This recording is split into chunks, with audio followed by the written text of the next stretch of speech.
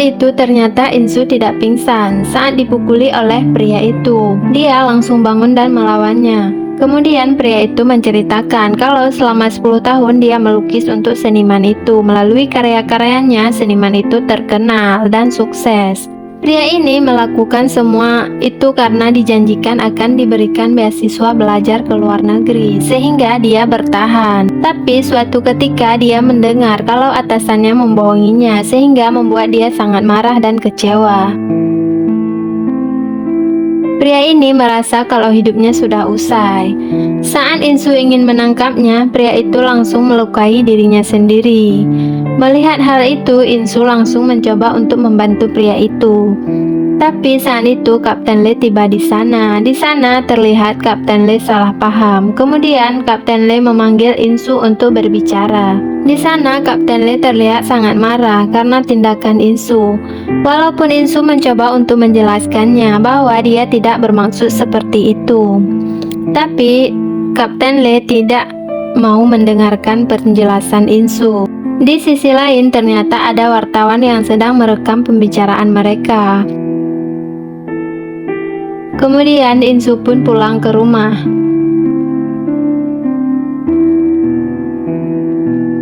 Saat di kantor, Kapten Lee dimarahi sama atasannya karena kelalaiannya. Atasannya khawatir kalau terjadi hal buruk terhadap Insu. Di sana mereka sangat menyudutkan Kapten Lee. Keesokan paginya, asistennya Insu datang ke sana. Dia sangat mengkhawatirkan keadaan Insu. Di rumah sakit, Kapten Lee datang untuk meminta keterangan pada pria itu karena saat ini pria itu sebagai tersangka pembunuhan. Kemudian dia menceritakan kalau dia hanya menusuknya dari belakang. Tusukannya itu tidak dalam, jadi tidak mungkin terjadi kematian. Dan dia langsung pergi dari sana karena ketakutan. Pria itu menjelaskan bukan dia pembunuhnya. Dia juga bilang kalau mungkin pembunuhnya adalah istrinya dari seniman itu.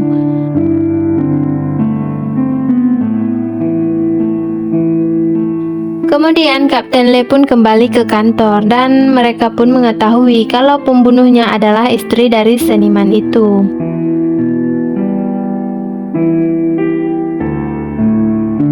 Di sisi lain, Insu sedang diperiksa di rumah sakit dan ternyata Insu baik-baik saja dan dia pun bisa langsung pergi dari sana.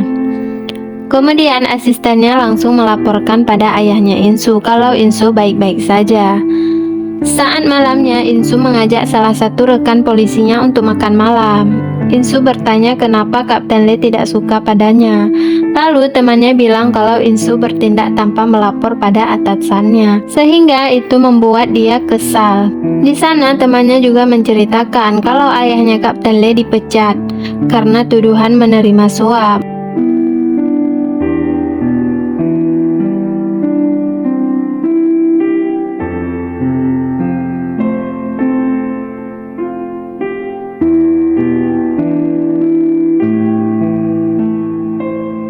Keesokan paginya, Insu memindahkan pria itu ke ruang VIP sebagai permintaan maafnya. Dia juga menawarkan untuk membawanya belajar ke luar negeri. Kemudian pria itu bertanya apakah mereka menemukan sebuah kunci yang ada di sakunya seniman itu. Karena sudah memiliki petunjuk baru, Insu berusaha melaporkan pada kaptennya. Tapi kaptennya mengabaikan teleponnya Insu. Keesokan paginya, Insu langsung menghampiri Kapten Lee dan dia memberitahukan tentang kunci itu.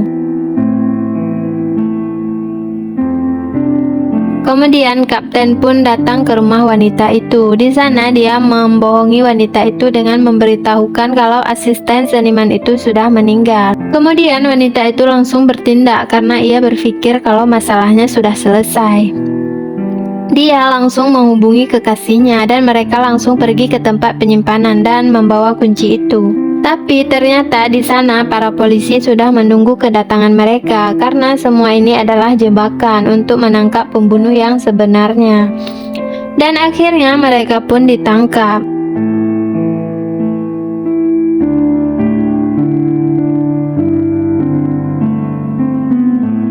Di tempat lain, Insu sudah mempersiapkan pameran persembahan untuk pemilik lukisan yang sebenarnya yang telah dicuri oleh seniman itu. Ibu dari korban terlihat sangat bahagia. Dia bahkan sangat berterima kasih kepada Insu karena telah membantu putrinya yang sudah meninggal.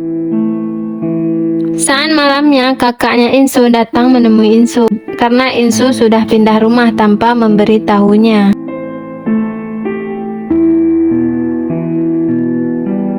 Di sisi lain, ayahnya Insu melihat berita tentang aksinya Insu hari ini, dan itu membuat dia terlihat sedikit bahagia.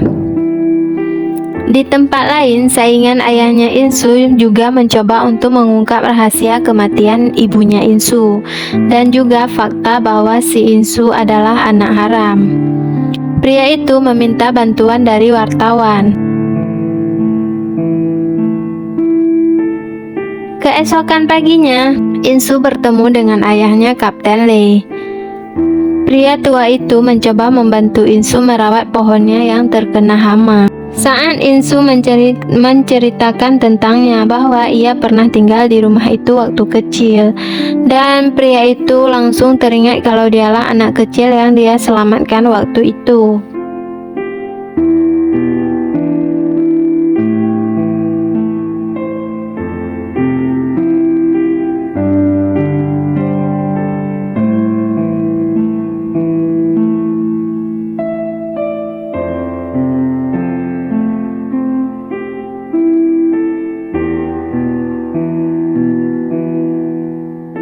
Saat tiba di kantor, mereka langsung mendapatkan kasus baru, yaitu kasus tentang pembunuhan di Un Bundong. Dan mereka pun langsung bergegas ke tempat kejadian. Di sana, Kapten Lee melihat kasus itu tidak seperti pembunuhan.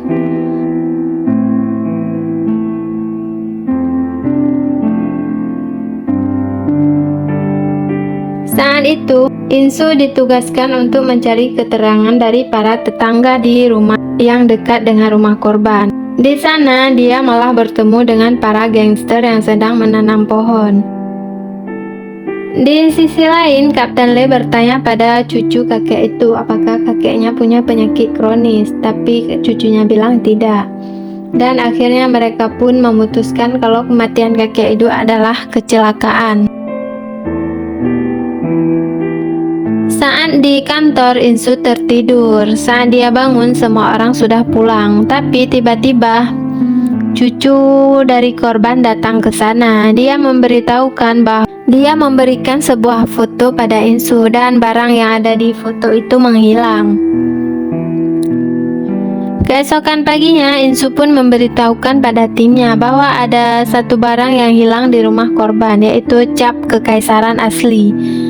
Tapi Kapten Lee tidak mempercayainya semua ucapan Insu. Di sana ia bersikeras kalau seseorang telah membunuh kakek itu demi cap kekaisaran, dan Insu pun mencari tahu tentang cap kekaisaran itu. Dia menemui seorang ahli barang antik yang direkomendasikan oleh Pak Choi. Kemudian pria itu melihat gambar yang ada di foto itu.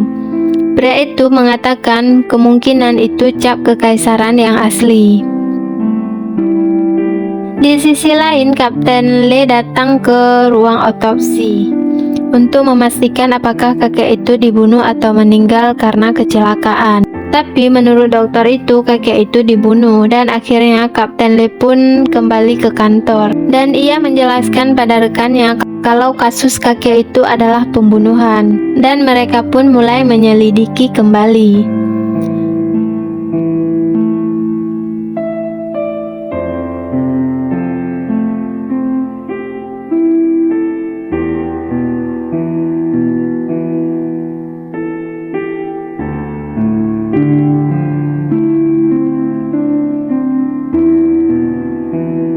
Di kantor polisi, saat melihat semua korban yang meninggal di daerah itu adalah lansia, dan mereka pun berpikir kalau semua kematian lansia itu berhubungan.